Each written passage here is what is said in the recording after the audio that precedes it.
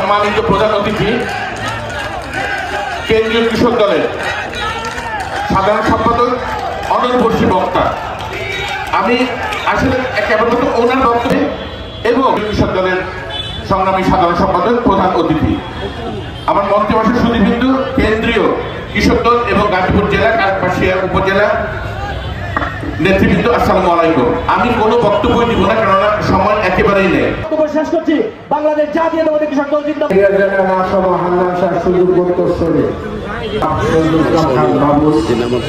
ভাই প্রধান বক্তা হিসাবে আছেন, মঞ্চ উপস্থিত রয়েছেন।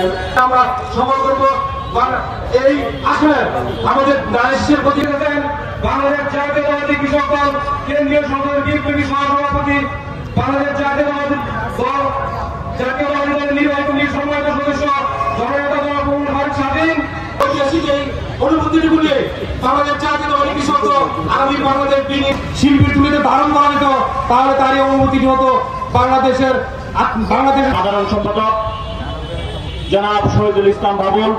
বাবুল ভাই জন্য দোয়া চাই।